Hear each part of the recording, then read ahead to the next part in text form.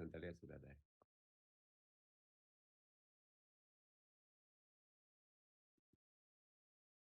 Silakan.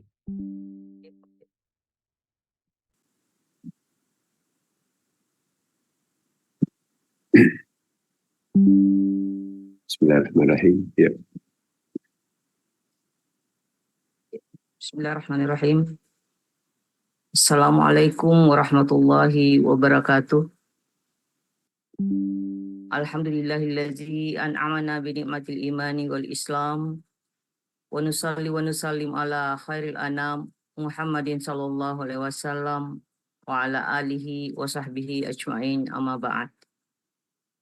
Kami ucapkan selamat bergabung kepada para asatisah, para santri-santriwati, para pembina baik yang ada di pusat maupun yang ada di cabang-cabang, para alumni dan keluarga besar Pondok Pesantren As-Adiyah dan keluarga besar Pondok Pesantren Al-Ikhlas dimanapun ia berada, yang dimuliakan Allah Subhanahu wa Ta'ala. Mari kita sapa bersama Andre Guruta. Assalamualaikum warahmatullahi wabarakatuh. Waalaikumsalam warahmatullahi wabarakatuh. Semoga Andre Guruta senantiasa dalam keadaan sehat walafiat dalam perlindungan Allah Subhanahu wa Ta'ala. Amin ya rabbal alamin. Hadirin para jamaah yang dimuliakan Allah Subhanahu wa Ta'ala. Pada hari ini Ahad tanggal 23 Juni tahun 2024 Masehi, 16 Zulhijjah 1445 Hijriah, kita akan kembali mendengarkan dan menyimak dengan seksama kajian Tasawuf Al-Quran dari Andre Guruta Profesor Dr. Kiai Haji Nasaruddin Umar MA dalam episode ke-37 masih dalam kajian surah Al-Fatihah. Untuk itu mari kita membuka pengajian kita pagi hari ini dengan bersama-sama membaca basmalah. Bismillahirrahmanirrahim. Hadirin hadirat yang dimuliakan Allah Subhanahu wa Ta'ala. Sebelum kita mempersilahkan Andre Guruta untuk memaparkan materinya, izinkan saya menyampaikan abstraksi pengajian pekan lalu sebagai berikut. Dalam pengajian pekan lalu, Andre Guruta mengawali pembahasan dengan menyebutkan bahwa dalam basmalah ada dua hal inti, yaitu Allah menggambarkan dirinya sebagai ahadiyah dan Allah menggambarkan dirinya sebagai wahidiyah. Dia yang tampil sebagai ahad dan dia pula yang tampil sebagai wahid. Dalam penjelasan lebih lanjut, Andre Guruta menguraikan dimensi Allah dengan memberikan uraian perbandingan dengan konsep teologi dalam agama Hindu, yaitu bahwa Tuhan sebagai Atma merupakan impersonal God, tidak bisa diidentifikasi. Dia ada di mana-mana, sehingga ada semacam kontradiktif. Di satu sisi ia mengesahkan Tuhan, pada sisi yang lain ia meyakini bahwa Tuhan ada di mana-mana. Dengan kata lain, mereka meyakini Tuhan ada di mana-mana, padahal mereka hanya fokus pada yang satu.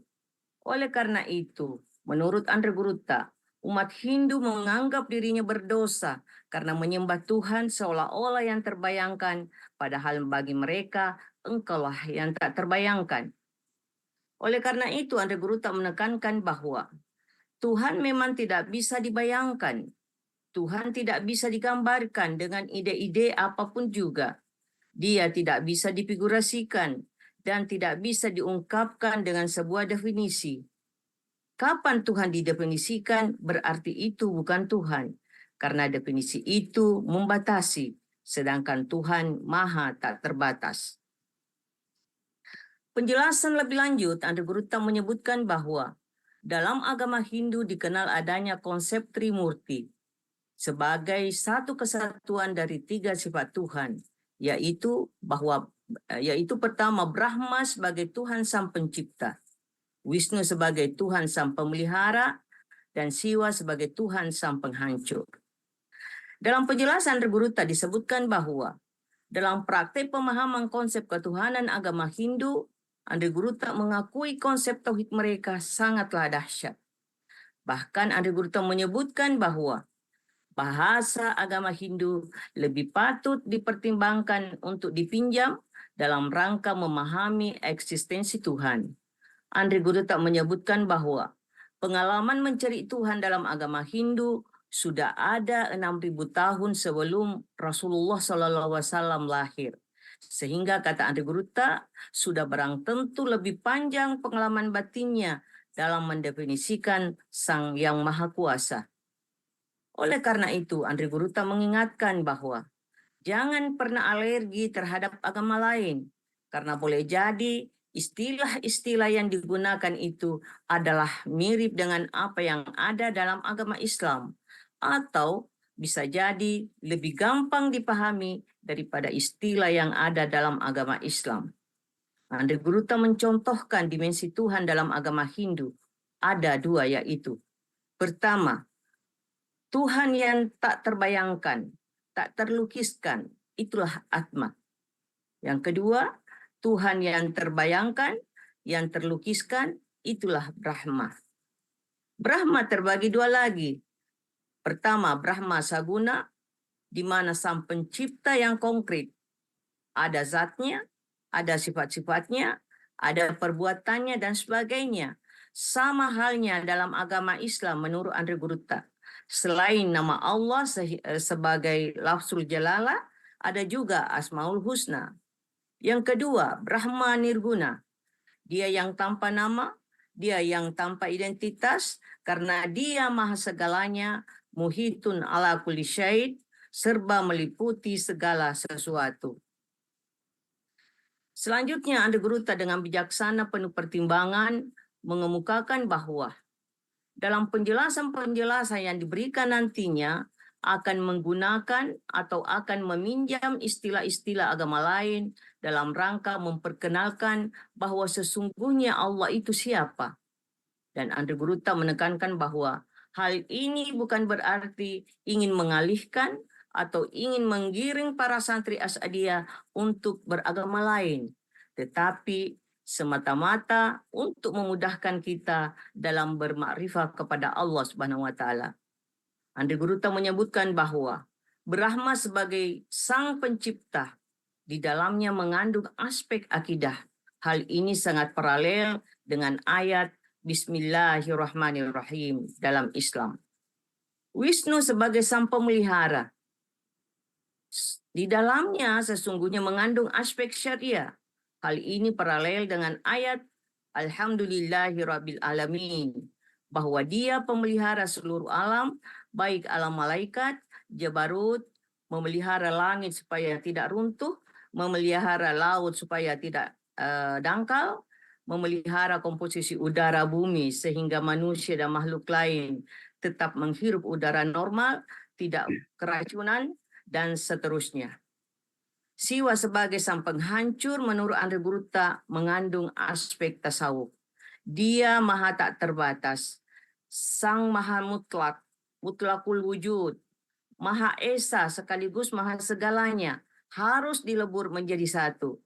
Hal ini sangat paralel dengan ayat La ilaha illallah. Hal ini menunjukkan puncak makrifah. Siwa sang penghancur paralel dengan la maujudun illallah. Penghancuran total terhadap apapun dan siapapun selain Allah. Kalau itu semuanya sudah hancur, maka tampillah wajah Tuhan, dan inilah puncak pengenalan atau puncak makrifah kepada Allah Subhanahu wa taala. Hadirin hadirat jemaah pengajian yang dimuliakan Allah Subhanahu wa taala. Demikian abstraksi pengajian pekan lalu. Dan demi hikmatnya dalam menyimak materi Andri Guruta, kembali diingatkan untuk memastikan mikrofon audio Bapak Ibu sudah terkunci dengan baik, agar konsentrasi kita dalam menyimak pembahasan Andri Guruta tidak terpecah dan tidak terganggu. Dan bagi santri dan jemaah yang akan mengajukan pertanyaan, silahkan menulis di kolom chat yang ada. Selanjutnya, mari kita mendengarkan dan menyimak dengan seksama penuturan hikmah dari Andri Guruta Profesor Dr. Kiai Haji Nasaruddin Umar MA. Dengan alokasi waktu, mohon Andri Guruta berkenan memberikan pemaparan sampai pukul 6 waktu Indonesia bagian tengah dan 30 menit berikutnya untuk sesi tanya jawab. Selanjutnya kepada Al Mukarram dipersilahkan dengan hormat. Tabib. Baik. Bismillahirrahmanirrahim. Assalamualaikum warahmatullahi wabarakatuh. Waalaikumsalam warahmatullahi wabarakatuh.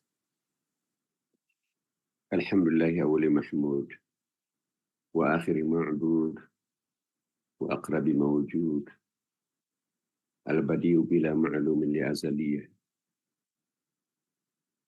wal akhira li awwaliyah wal kainu qabla al-qawni bigari kiyan wal mawjudu fi kulli makanin bi ghairi iyan wal qaribi min kulli najwa bi ghairi tadan. Rabbi syrah li sadri wa yassir li amri wahlul 'uqdatam min lisani yafqahu qawli. Rabbi adkhilni mudkhala sidq wa akhrijni mukhraja sidq waj'al li min ladunka sultanan nasira. Asyhadu an la ilaha illallah wa asyhadu anna Muhammadan 'abduhu wa rasuluhu la nabiyya ba'd. Allahumma shalli wa sallim ala sayyidina wa habibina wa syafi'ina maulana Muhammadin sallallahu alaihi wasallam. Amma ba'd. Para santri, Bapak Ibu sekalian, rekan-rekan, mari kita membuka pengajian ini dengan memohon perlindungan, bimbingan, inayah, ma'unah, hidayah dari Allah Subhanahu wa Ta'ala. Semoga Allah memudahkan kita menembus lapis-lapis hijab yang selama ini menghalangi kita untuk memahami dirinya lebih mendalam. Semoga Allah memudahkan kita menyingkap tabir-tabir yang menghalangi kita naik ke langit. Semoga Allah Subhanahu wa Ta'ala mempermudah kita untuk memahami rahasia-rahasianya. Ala hadhihi niyyah wa ala kulli niyatin salih. Thumma ila hadratil Mustafa Nabi sallallahu alaihi wasallam wa ala alihi wa ashabihi wa man tabi'ahu ila yaumiddin wa khususan ila ma'hadina hada ma'had al-Sadiyah wa ma'had al-Ikhlas. Bismil Fatihah. A'udzu billahi minasy syaithanir rajim. Bismillahirrahmanirrahim. Alhamdulillahi rabbil alamin arrahmanir rahim maliki yaumiddin. Iyyaka na'budu wa iyyaka nasta'in ihdinas siratal mustaqim siratal ladzina an'amta 'alaihim ghairil maghdubi 'alaihim waladdallin. Amin. Kita akan melanjutkan kajian kita ya dengan pada kesempatan ini kita akan membahas rahasia surah Al-Fatihah.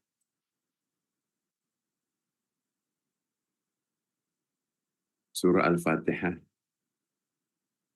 biasa kita sebut sebagai pembuka atau the opening atau the prologue.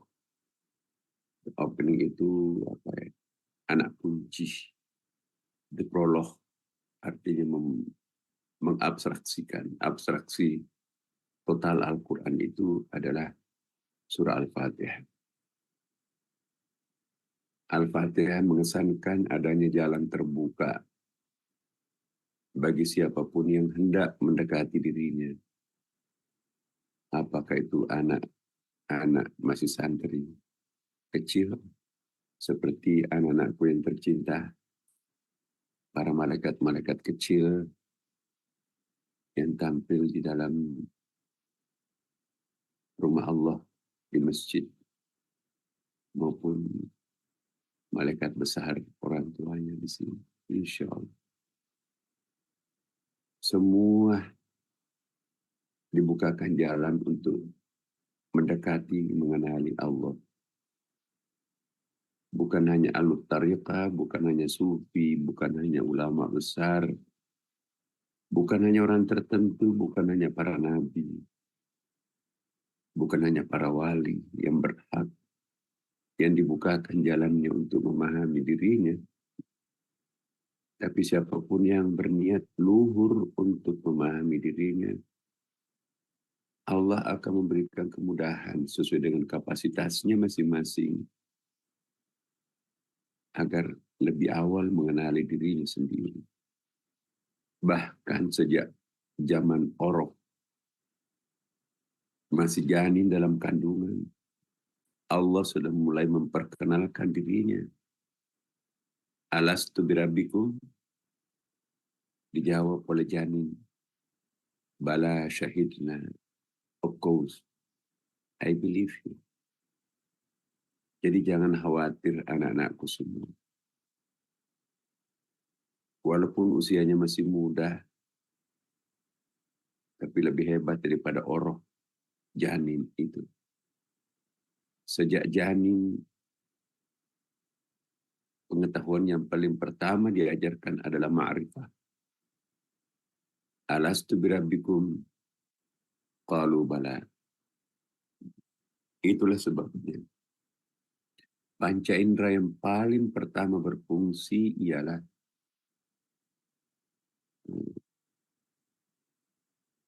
telinga. Karena itu, mari kita mohon kepada Allah. Ya Allah, kabulkanlah harapan kami.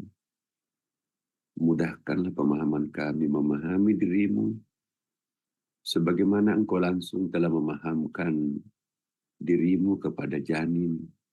Dan ketika semua kami menjadi janin, alastu birabbikum qalu bala. Kembalilah menjelaskan siapa dirimu kepada kami pada subuh hari ini. Ala hadhihi niyyah. Al-Fatihah. A'udzu billahi minasyaitonir rajim. Bismillahirrahmanirrahim. Alhamdulillahi rabbil alamin. Ar-Rahmanir Rahim. Maliki yaumiddin. Iyyaka na'budu wa iyyaka nasta'in. Ihdinas siratal mustaqim. Siratal ladzina an'amta 'alaihim ghairil maghdubi 'alaihim waladdallin. Amin. Ibarat sebuah istana, ibarat sebuah kampus. Surah Al-Fatihah itu adalah pintu gerbang. Macanang, kita akan membangun pintu gerbang yang mewah. Merombak pintu gerbang lama. Dengan mohon maaf, terpaksa kami minta dirombak kembali pagar Macanang. Karena tidak seimbang kanan kiri, tidak simetris, berpotensi memacetkan jalan. Kalau ada yang parkir, pasti nggak bisa orang lain lewat. Jadi, ya, al-insanu mahallul khata' wa nisyan. Manusia tempatnya hilaf. Lebih baik kita korban di awal, tapi menderita sepanjang masa. Itulah bagian daripada ujian dan cobaan harus dilewati. Jangan menggerutu menghadapi cobaan. Syukuri bahwa semuanya adalah hikmah. Kita akan mundurkan 4 meter pagar baru yang dibangun. Supaya nanti manuver kita untuk putar balik, tidak memacetkan jalan. Mimpi kita ke depan Macanang akan menjadi kota yang sangat indah. Biar simetris, biar lebih indah. Innallaha jamilul hibbul jamal. Allah itu maha indah dan mencintai keindahan. Jangan melahirkan sesuatu yang tidak indah. Barang siapa yang mengobsesikan keindahan, Allah akan menurunkan bantuan pertolongan. Anak-anakku dan Bapak Ibu, teman-teman semuanya, Allah Subhanahu wa Ta'ala menciptakan manusia dengan cinta, bukan dengan benci. Allah menciptakan manusia dengan niat untuk menjadi khalifah. Seolah-olah Allah mengisyaratkan sudah akan menarik diri, tidak mau mencampuri urusan-urusan detail alam semesta. Itulah bagian program Allah dengan menciptakan manusia sebagai khalifahnya. Ini ja'ilun fil abdi khalifah. Sesungguhnya aku akan menciptakan manusia sebagai representatifku. Itulah nanti yang akan mewakili aku di dalam merealisasikan kenyataan atau wujud dan mewujud di muka bumi ini. Kepercayaan besar ini hanya diberikan kepada manusia, tidak kepada malaikat, tidak kepada jin, tidak kepada siapapun. Satu-satunya hanya manusia yang dipercaya Allah menjadi khalifah. Kenapa bukan malaikat? Kenapa bukan iblis yang cemburuan itu? Kenapa bukan yang lain? Banyak makhluk lain lagi di langit. Kita hanya kenal malaikat dan jin. Spesies jin, spesies malaikat bermacam-macam. Kita nggak tahu detailnya seperti apa. Penghuni-penghuni alamul khayal atau alam vital di atas sana banyak jenisnya. Bukan hanya malaikat dan jin. Allahu Akbar. Tapi yang dipilih manusia. The representative God for all universe. We are the representative of God. Kita semuanya, hanya manusia inilah yang ditunjuk menjadi khalifahnya. Why? Because karena kita ini adalah pemilik apa yang diistilahkan para sufi dengan wujud-wujud universal, pemilik universal. Ya, apa ini maksud dengan wujud universal? Wujud yang merepresentasikan totalitas Asmaul Husna. Apakah itu wujud jamaliyahnya, kelembutannya, atau wujud jalaliyahnya, kejantanannya. Jadi wujud feminin dan maskulin Allah hanya ada pada diri manusia. Manusialah satu-satunya ciptaan Allah yang mewarisi totalitas kapasitas dirinya. Malaikat layak sunallah karena nggak punya nafsu, tidak berdosa. Jin, iblis, dia over maskulin. Tapi manusia, kombinasi, komposisi, kuwatul rahmaniyah dan kuwatul jalaliyah. Kuwatul mawaddah wa kuwatul mahabbah. Cinta maskulin, cinta feminin. Ya. Wa min ayatihi an khalaqalakum min anfusikum azwaja litaskunu ilaiha wa ja'ala bainakum mawaddatan wa rahmah. Mawaddah itu cinta maskulin, cinta jalaliyah. Rahmah itu adalah cinta feminin, cinta rahmaniyah di situ. Jadi unconditional love dan selective loving. Inilah yang diwarisi manusia dari Tuhan. Jadi bukan Allah tidak menunjuk malaikat, jin, dan lain-lain untuk menjadi khalifah. Memang nggak bisa. tidak sanggup. Karena dia hanya seolah-olah menciptakan mereka dengan satu tangan. Sedangkan manusia, Allah menciptakan dengan kedua tangannya. Ingat ayat, Ma mana'aka an tasjuda lima khalaqtu biyadayya. Hai iblis, kenapa engkau tidak mau sujud kepada Adam yang aku ciptakan dengan kedua tanganku? Artinya the full power of God-nya yang menciptakan manusia. Kenapa engkau tidak mau sujud? Lima khalaqtu itu handmade itu ya. Kalau khalaqna itu adalah buatan pabrik Windro Kodiang gitu. Jadi ero rupa tahu tanah itu Windro Kodiang na pangalataan. Tapi handmade-nya, tulaman tangan aslinya Allah yang menciptakan manusia.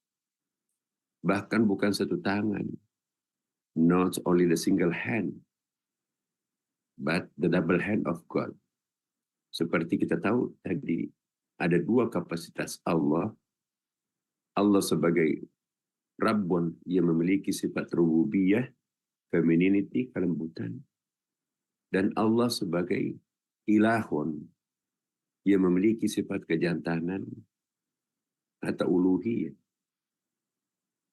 Kombinasi kedua power Tuhan ini, power feminine and power masculine, melahirkan manusia. Itulah yang disebut dengan khalaqtu biyadayya. Aku ciptakan manusia dengan kedua tanganku. Not the single hand, but the double hand. Berarti full powernya Allah. Sudah handmade, double hand lagi, ya kan? Sudah buatan spesial, double lagi kan? Makanya itu manusia itulah satu-satunya yang bisa mewarisi totalitas Asmaul Husna. Manusia punya kekuatan untuk mewarisi sifat Al-Muntaqim. Allah Maha Pendendam. Malaikat nggak ada dendam. Jadi boleh jadi kelemahan itu bisa menjadi suatu kelebihan. Tapi manusia juga memiliki quwwatur rahimiyah dan quwwatur rahmaniyah. Nanti kita akan bahas mal farqu baina rahmaniyah wa rahimiyah. Sehingga Allah harus mengeksplisitkan bismillahirrahmanirrahim. Ya. Jadi untuk sampai kepada kesimpulan seperti ini teman-teman, itu baca kitab Al-Bahrul Mudid fi Tafsir Al-Quran Al-Majid. Kemudian juga baca Ruhul Ma'ani, kemudian juga baca Tafsir Al-Quran Al-Karim, ya, Asy-Syirazi ini banyak. Dan juga buku-buku tafsir Isyari yang sebentar kami akan launching jilid satunya di Hotel Borobudur. Dan hari ini juga bertepatan dengan hari ulang tahun saya. Launching dengan 4 buku saya sekaligus, ditambah dengan jilid 1 tafsir yang insya Allah saya akan operasikan menjadi 15 jilid. Baru sampai surah Al-Fatihah dan awal surah Al-Baqarah 1 jilid. Itu jilid 2-nya sebetulnya. Jilid pertamanya itu pengantar. Jadi pengantarnya saja 1 jilid. Bagaimana memahami tafsir teosofi, Tafsir Teosofi Najdah, anak perempuan tunggal saya, namanya Najdah. Saya beri nama Tafsir Najdah, Tafsir Teosofi. Isinya seperti ini yang kita bahas, insya Allah. Ingin saya wariskan kepada pondok kami Asadiyah Al-Ikhlas. Insya Allah sulit mendapatkan materi seperti ini. Sumbernya dari buku-buku langkah agama Hindu, buku-buku langkah agama Buddha, buku-buku langkah agama Yahudi, dan buku-buku langkah agama Taoisme. Kombinasikan menjadi satu kesatuan. Jadi saya yakin insya Allah kalau ini anak-anakku semua para santri memahami apa yang ada di dalam materi ini, orang lain belum pernah mendengarkan. Karena ada sumber lain yang juga mungkin tidak bisa semua orang baca. Inilah Bapak Ibu sekalian pengantar mengenai surah Al-Fatihah, dan hari ini kita bahas rahasia surah Al-Fatihah. Jangan hanya membaca satu kitab tafsir. Wawasan kita sempit. Saya di pondok Asadiyah dari tahun 1969. Ya. Saya di sana sudah sebelum kebakaran. Ada muktamar keempat. Tapi saya masuk di ibtidaiyah kelas 3 waktu itu. Dari kelas 3 di kampung Asadiyah, saya loncat, langsung duduk, pindah ke pusat Asadiyah Sengkang, kelas 6. Jadi ibtidaiyah saya cuma 3 tahun. Itu nostalgia saya. Tapi alhamdulillah, selalu lulus terbaik di Asadiyah. Dan sampai di tingkat jenjang terakhir, ya, anak-anakku ini, saya menceritakan ini sebagai motivasi. Masa saya bisa? Kalian nggak bisa. BA terbaik, sarjana teladan, S1 terbaik, S2 terbaik, S3 terbaik di Jakarta lagi, di Ciputat. Seluruh wisudawan, dokter berbagai jurusan, alumni Asadiyah and the best. Dan tidak ada alumni UIN Jakarta yang bisa kuliah di 5 perguruan tinggi terkemuka di dunia. McGill University, setahun. Leiden University Belanda. McGill itu Kanada. SIBA Jepang University, walaupun tidak sampai 1 bulan karena tidak bisa bahasa Jepang, suruh 1 tahun tinggal, remedial nggak bisa, habis waktu. Baru pindah ke Inggris, SOAS University of London, the best university in UK, in the Inggris. Paris University Sorbonne, 1 semester. Itu beasiswa semua. Jadi kartu mahasiswa saya ada 6. Oleh-oleh buat anak saya.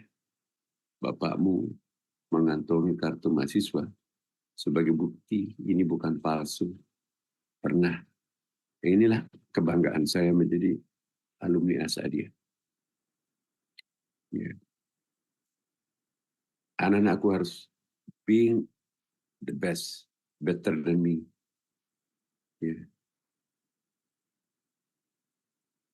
Anak-anakku para santri, jangan membacanya satu tafsir. Don't read only one book. Read many books. Supaya wawasan kita itu meluas.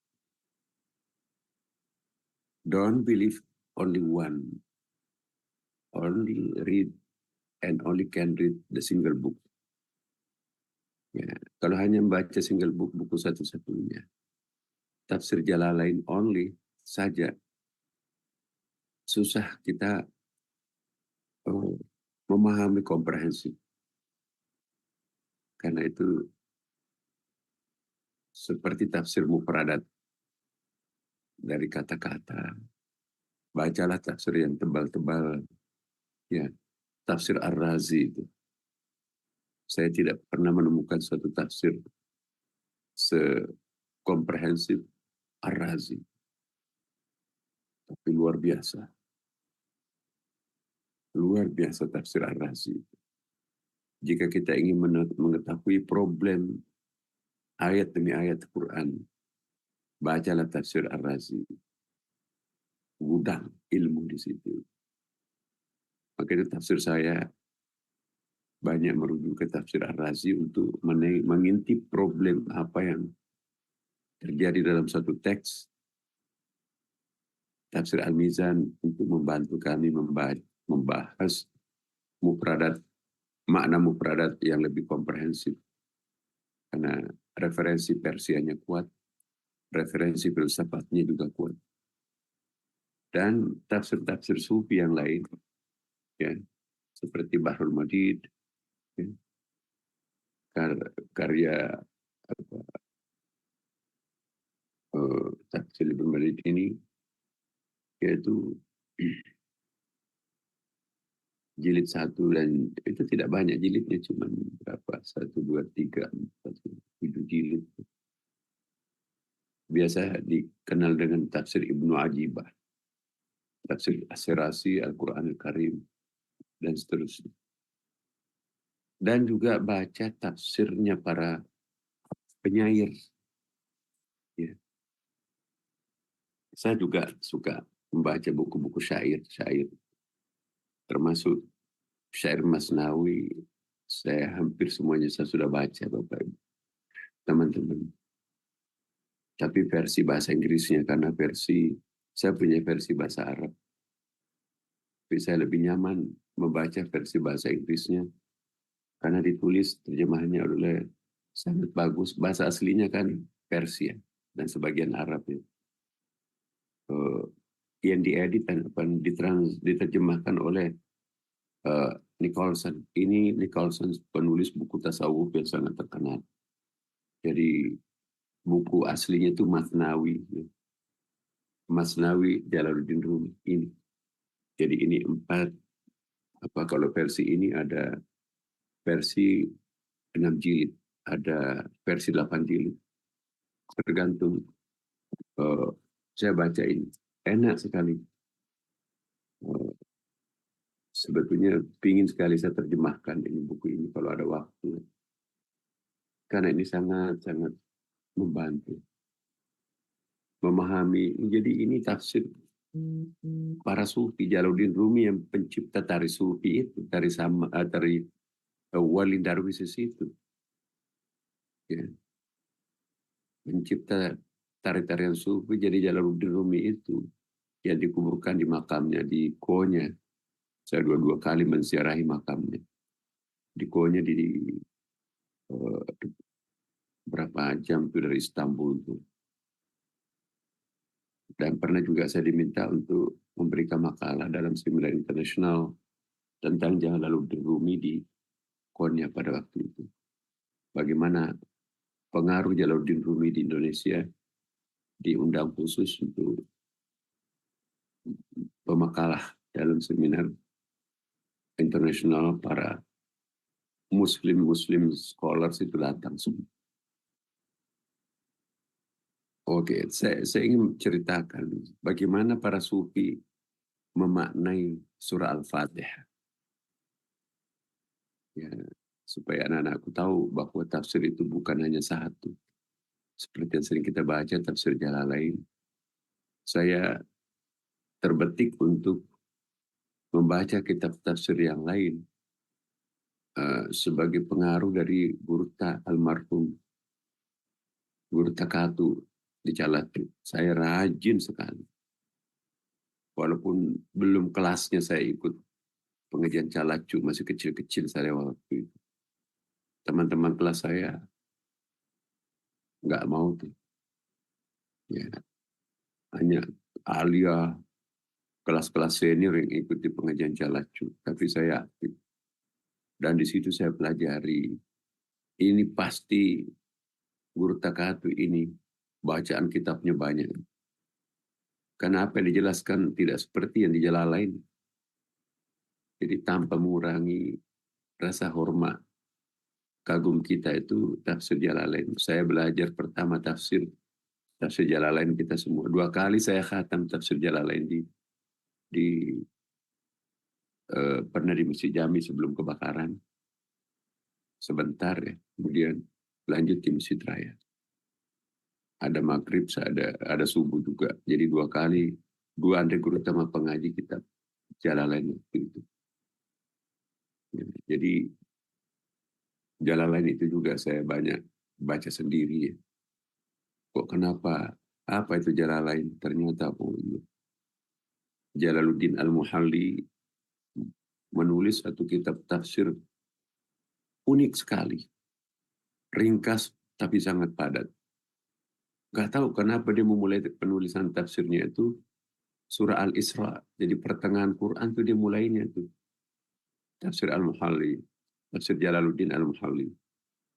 Sampai surah An-Nas baru ya, balik menulis surah Al-Fatihah. Maksudnya untuk melanjutkan ke surah Al-Baqarah. Meninggal. Nah, Jalaluddin As-Suyuti memungut manuskrip itu. Wah, ini tafsir bagus banget. Akhirnya dia mencoba membaca semuanya. Seperti komputer. Syekh Jalaluddin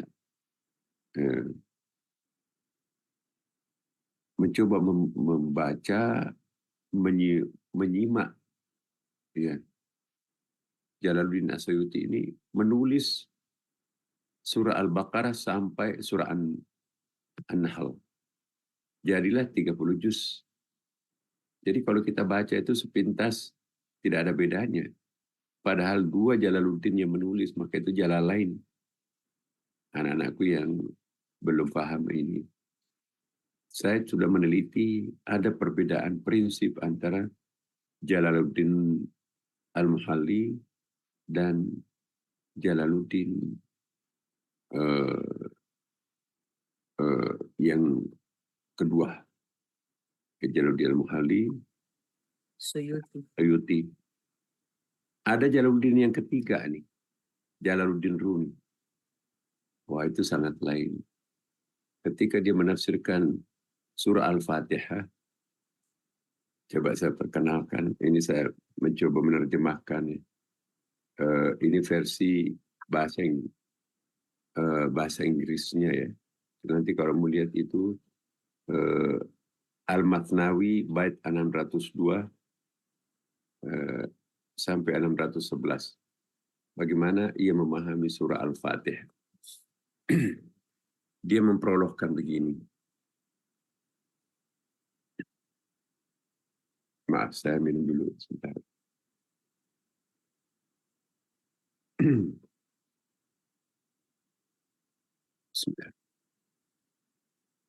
Kami adalah ketiadaan-ketiadaan sekaligus keberadaan-keberadaan. Dalam kan itu. Kami adalah ketiadaan-ketiadaan. We are nothing. Kita itu nggak ada. We are camouflative only. Kita hanya kepalsuan aja. Tapi juga ada. Kalau mencubit diri kita sakit, it means we are exist. Ini artinya kita ada kan. Kami adalah ketiadaan-ketiadaan dan keberadaan-keberadaan. Jadi kita itu antara ada dan tiada. Inilah yang disebut dalam agama Hindu Maya. Maya adalah cara orang Hindu memberikan istilah terhadap alam semesta ini. Iya.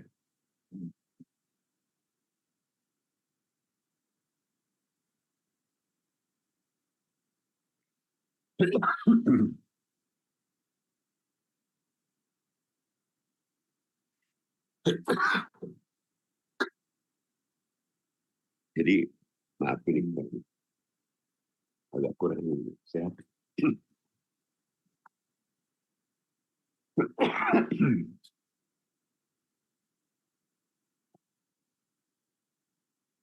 Ya,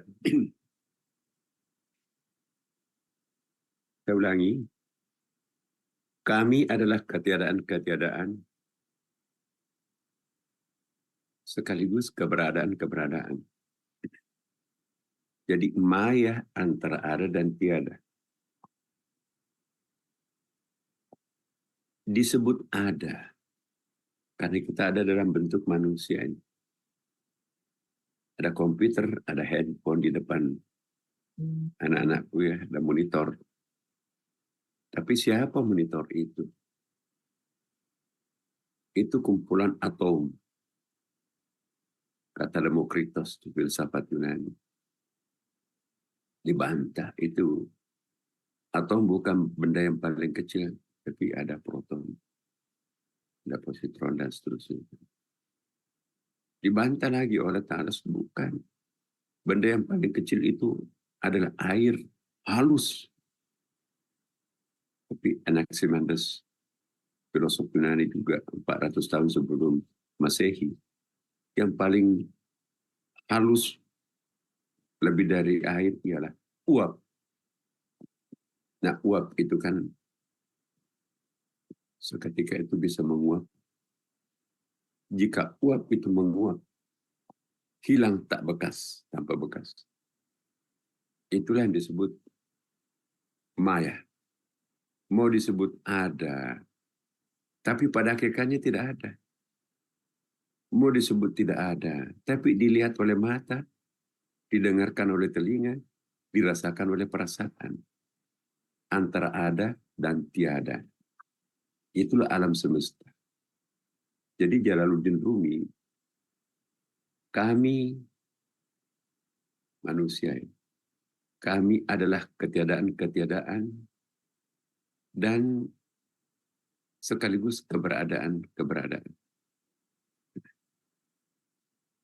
Kami adalah fata morgana. Apa itu fata morgana? Anak-anakku semua ini ya, kalau lewat di jalan tol yang lurus di siang hari, seperti ada air yang menggenangi jalanan kan. Ada genangan air di atas jalan tuh. Kemilau. Aspal itu. Tipu-tipu mata itu. Ananda melihat pensil yang dicelupkan ke gelas yang berisi air. Pensilnya itu bengkok ya kan. Iya. Kelihatan bengkok itu pensil. Padahal tidak kan. Ananda kalau naik kereta api, mungkin masih ada yang belum pernah naik kereta api di sini. Para santri. Kereta api yang lurus itu berapa relnya kereta itu? 2 kan? Ada kanan kiri. Lihat ke depan. Oh, relnya itu menyambung menjadi 1 rel. Bukan 2 rel. Ternyata kita datang ke ujung, nggak ada tuh rel yang menyatu. Tipu-tipu mata. Kalau kita naik bus, ngintip di jendela, yang berjalan itu pohon-pohon di pinggir jalan. Padahal yang berjalan itu mobil yang kita kendarai. Tipu-tipu mata. Aku melihat Gunung Patiro Sompe di Sengkang. Aku melihat Gunung Mampu, Bulu Mampu di Boni. Itu tipu-tipu mata. Yang kita lihat itu tanah. Itu bukan tanah atom. Itu bukan atom air. Itu bukan air uap. Diurai pada hakikatnya hilang semua. Kullu man 'alaiha fan wa yabqa wajhu rabbik dzul jalali wal ikram. Itulah istilahnya agama Hindu maya. Jadi alam maya, alam definisinya antara ada dan tiada. Mau disebut ada, tidak ada. Mau disebut tidak ada, ada. Kami adalah ketiadaan-ketiadaan dan keberadaan-keberadaan. Kami adalah fata morgana. Kau, yaitu Allah, kau adalah wujud mutlak yang memfanakan keberadaan. Kaulah yang menguapkan makhluk yang paling halus, yaitu uap. Engkaulah yang menguapkan segalanya, sehingga tidak ada yang ada kecuali hanya Engkau. Kami semua adalah singa, tapi singa-singa kertas. Ya. Anggaplah layang-layang atau anak-anak kan biasa membuat kapal-kapalan dari kertas kan, atau layang-layang atau apalah namanya, benda-benda terbang. Kami semua adalah singa, tapi singa-singa kertas. Gerakan serangannya ke sana kemari berasal dari angin. Apakah layang-layang itu bergerak sendiri? Tidak. Apakah kapalan-kapalan kertas itu bergerak sendiri? Dia digerakkan oleh udara. Gerakan-gerakannya ke sana kemari berasal dari angin. Tanpa angin, macan kertas itu tidak bisa bergerak. Iya kan? Itu Jalaluddin Rumi itu. Enak tuh membaca karya-karya penyair. Ini aja kalau dibikin satu buku, satu syair ini. Gerak dan serangannya begitu tampak, goyang-goyang kan? Tetapi angin tak terlihat. Siapa yang menggoyangkan macan kertas itu? Angin. Siapa yang pernah melihat angin? Tidak ada kan? Ada nggak angin? Ya ada. Angin itu ada dan tiada. Siapa yang pernah melihat angin? Nggak ada. Ada nggak angin? Ya ada. Pohon-pohon bisa tumbang karena angin. Macan itu bergerak kanan kiri karena digerakkan oleh angin. Tapi macan kertas. Kita seperti macan kertas. Gerak dan serangannya begitu tampak, tapi angin tak terlihat. Sesuatu yang tak terlihat itu hilang dalam diri kita. Angin yang tampak yang maha kuat itu hilang. Di mana hilangnya? Hilang dalam diri kita. Itulah yang disebutkan pertemuan yang lalu. Dakhirun fil asya'i la bil mumazajah. Masuk ke dalam segala sesuatu tapi tidak bercampur. Wa kharijun anha la bil musayalah. Keluar dari segala sesuatu tapi tidak terpisah. Jadi sesuatu yang tak terlihat itu hilang dalam diri kita. Angin kami dan wujud kami adalah pemberianmu. Angin dan kertas tadi itu pemberian. Segala keberadaan kami adalah pemberian. Without you, we are nothing. Tanpa engkau kami nggak ada.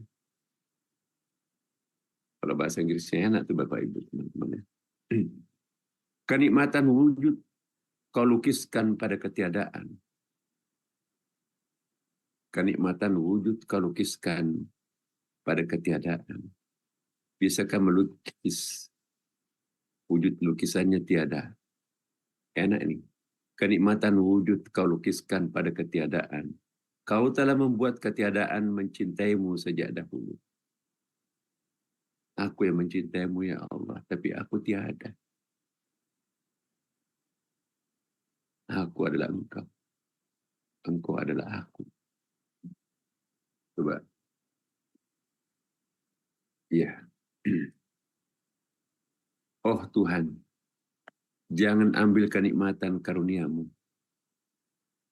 Jangan kau renggut manisan arak dan cawanmu. Arak itu anggur yang tidak beralkohol. Itu minuman surga. Kafura itu kan. Ka'asangkana mizajuha zanjabila. Zanjabila itu air jahe lah. Dan cawan itu cangkir. Oh Tuhan, jangan ambil kenikmatan karuniamu Jangan kau renggut manisan, arak dan cawanmu. Seandainya kau merenggutnya kembali, apa ada yang mampu mengembalikannya? Apakah lukisan berkuasa atas pelukis? Ananda melukis harimau, bisakah lukisannya menerkam dirinya? Enggak kan? Apakah lukisan berkuasa atas pelukis? No. Oh Tuhan, jangan pandang kami dan amal kami. Pandanglah kemuliaan dan kemurahan hatimu. Why? Because we are nothing. The only one exists and the only you, oh my God. Oh Tuhan, jangan pandang kami dan amal kami. Pandanglah kemuliaan dan kemurahan hatimu. Sejak awal kami tak ada, dan kami tak punya permintaan-permintaan. Kemah lembutanmu lah yang mendengarkan rahasia-rahasia kami. Lukisan di hadapan pelukis dan kanvas. Seperti bayi dalam perut ibu, tak berdaya dan tak bergantung. Dia pasrah.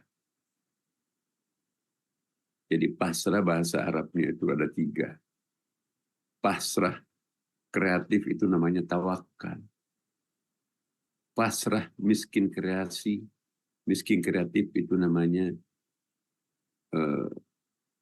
taslim. Jadi tawakal itu pasrah kreatif seperti orang dewasa. Pasrah minus kreatif, itulah pasrahnya janin. Itu namanya taslim. Pasrah without creativity, pasrah tanpa usaha apapun, itulah yang disebut dengan tafwid. Jadi seperti mayat melipat tangan, nggak gerak-gerak itu mayat. Tapi satu RT heboh. Siapa yang gali makamnya? Siapa yang memandikan? Siapa yang membungkus? Siapa yang menjadi imam sholatnya? Siapa supir ambulans? Bagaimana takziahnya? Heboh. Padahal sang objek itu hanya melipat tangan. Jadi semakin pasrah seorang hamba, semakin proaktif sang Khalik. Pasrah total janin, tapi tidak pernah kelaparan, tidak pernah kehausan, tidak pernah kedinginan sekalipun dia di kutub utara, tidak pernah kepanasan sekalipun dia di Afrika. Kenapa? Pasrah total. Kalau janin lahir jadi bayi, sudah mulai teriak, ya gitu, mengiak, sudah berlarian ibunya, babysitternya, kakaknya, eyangnya, neneknya. Ada apa? Digigit nyamuk kali itu. Jadi cukup satu kali teriak nangis, berlomba-lomba memberikan pertolongan, makanan, minuman, dan seterusnya. Coba, kalau anak-anakku para santri sekarang teriak, wah itu pasti dijauhi teman-teman. Kenapa? Oh, itu ada kesurupan. Ada orang gila baru. Jadi jangan meniru bayi. Kalau aku berteriak, berlarian semua orang menolong aku. Enggak. Kalau orang dewasa berteriak, lari semua menjauhinya. Ada orang gila baru. Jadi anak-anakku semua, Bapak, Ibu, teman-teman, rekan-rekan, bacalah tafsirnya para penyair. Ini juga lengkap ini surah Al-Baqarah.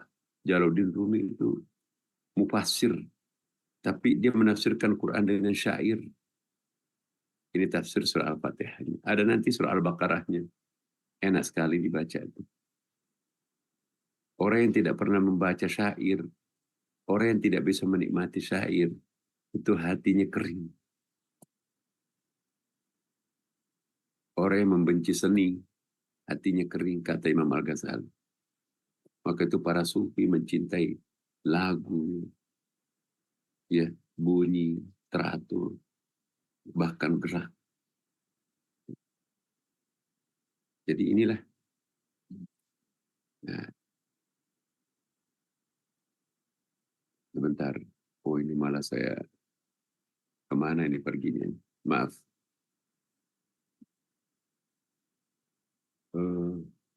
Baik, kembali ke rahasia surah Al-Fatihah, sedikit saya tambahkan ya. Rahasia surah Al-Fatihah itu dahsyat. Lalu penamaan surah Al-Fatihah. Meski tidak satu pun kata Al-Fatihah, tapi itu disebut sebagai pembuka Fatihatul Kitab. Ya kan? Penyebutan berulang kalinya sebagai Maha Penerima Taubat, ya, Al-Ghafur, Al-Afu, dan yang tidak kalah pentingnya itu hanya satu konsep basmalah, Bismillahirrahmanirrahim. Ini saya sudah bahas minggu lalu ya. Basmalah.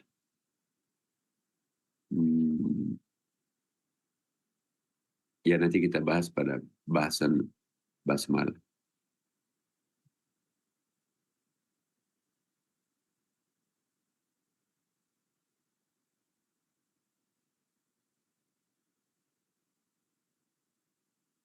Nah ini saya ingin tambahkan ya. Surah Al-Fatihah juga disebut sebagai citra. The image of God. Image itu apa ya? Citra.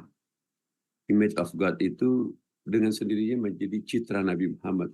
Kepribadian Nabi Muhammad itu kepribadian surah Al-Fatihah. Ya, ada Ar-Rahmanir-Rahim, tapi juga ada Malik Yaumiddin. Ar-Rahmanir-Rahim itu feminin, Malik Yaumiddin itu adalah maskulin. Itulah dua tangan Tuhan tadi. Satu tangannya Ar-Rahmanir-Rahim, tapi satu tangannya Malik Yaumiddin. Jadi itu keseimbangan surah Al-Fatihah. Feminin, maskulin. Ada kejantanannya, ada kelembutannya. Kemudian Nabi Muhammad pernah meminta umatnya untuk mencontoh sifat-sifat Allah, citra diri Allah. Takhallaqu bi akhlaqillah. Contohilah akhlaknya Allah. Komposisi feminin, maskulin, in actionnya itu seperti apa. Seruan Al-Quran dan hadis Nabi sesungguhnya tidak lain agar menancapkan citra ilahi, the image of God,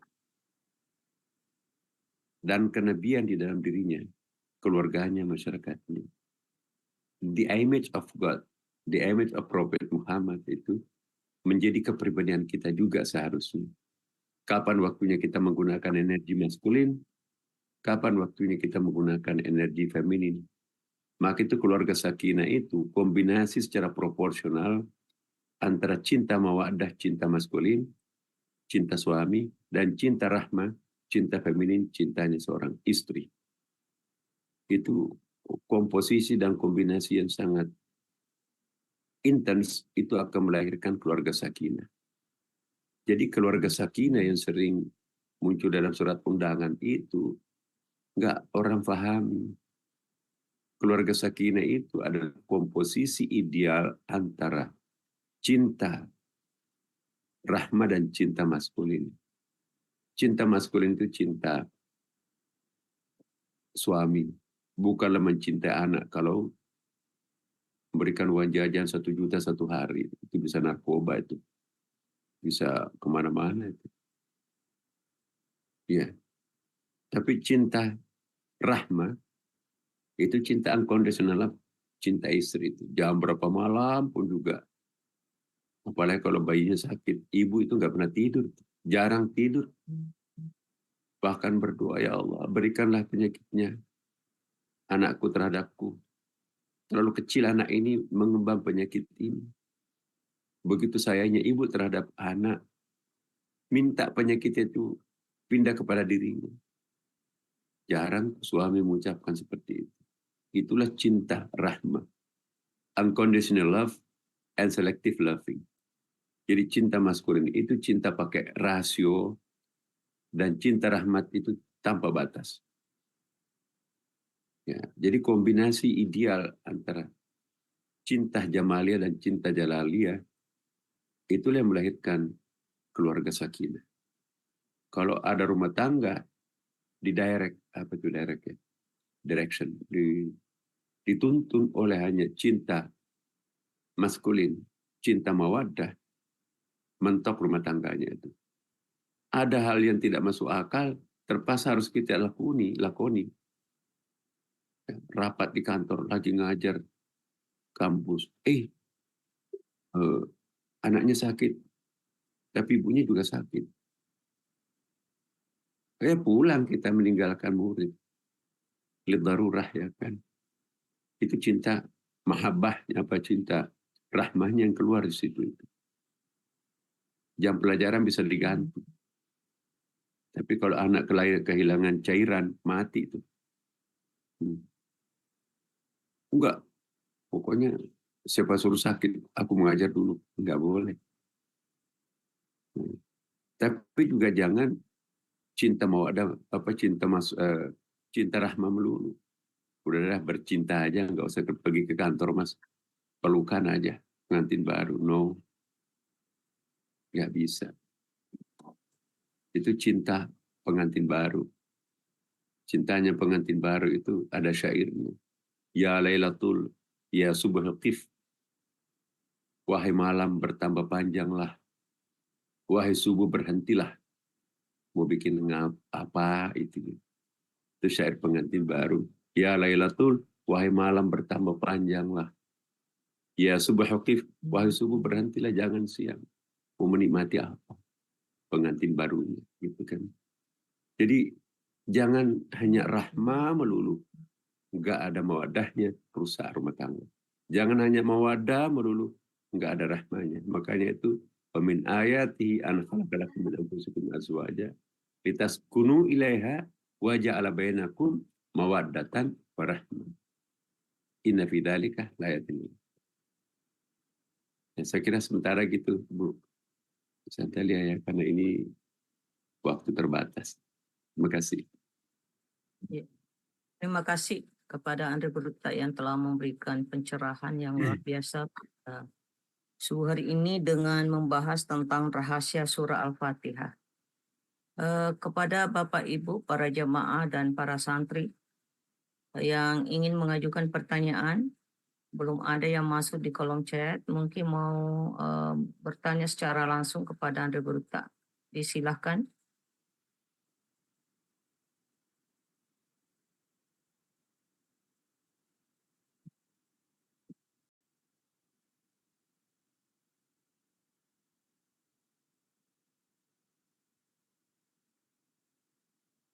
Tolong memberi reaksi bagi mereka yang akan bertanya.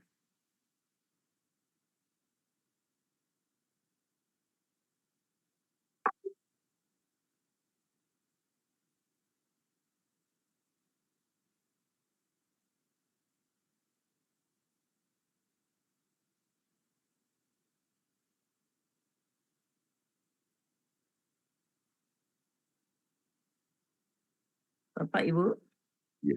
yang akan mengajukan pertanyaan, mungkin larut dengan syairnya Jalaluddin Ar-Rumi. Ya. Oke, nanti kalau nggak ada kita akhiri dulu sampai di sini. Ini mana santri yang lain belum kelihatan.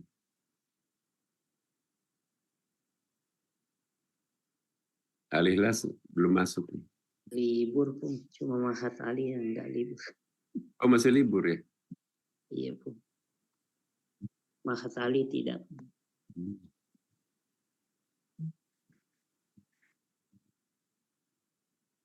Dicukupkan saja, Bu. Iya. Silakan. Ya. Terima kasih kami haturkan kepada Andre Gurta atas ilmu dan hikmah yang telah disampaikan kepada kami semua. Semoga kami mampu untuk dapat menerapkan dan mengimplementasikan dalam kehidupan sehari-hari. Amin. Terima kasih pula kami sampaikan kepada para Bapak Ibu, para pembina, para alumni, para santri, dan keluarga besar Pondok Pesantren Asadiyah dan Pondok Pesantren Al-Ikhlas atas partisipasi aktifnya selama pengajian berlangsung. Mohon maaf atas segala kehilapan yang ada. Sebelum kita tutup pengajian kita hari ini, izinkan saya mewakili para santri dan jamaah pengajian menyampaikan ucapan miladul khair kepada Andre Gurta yang ke-65. Doa kami semoga Allah Subhanahu wa taala senantiasa melimpahkan rahmat dan perlindungannya kepada Andre Gurta dalam khidmat kepada umat, bangsa, negara, Amin. dan semua. Amin. Amin ya rabbal alamin. Amin. Sehat selalu Guru Sapu. Ya, makasih. Ya. Terima kasih pada semuanya. Mari kita tutup pengajian kita hari ini dengan bersama-sama membaca doa kafaratul majelis. Subhanaka Allahumma bihamdik asyhadu an la ilaha illa anta astaghfiruka wa atubu ilaik. Wabillahi taufiq wa sa'adah. Wassalamualaikum warahmatullahi wabarakatuh. Waalaikumsalam warahmatullahi wabarakatuh. Warahmatullahi wabarakatuh.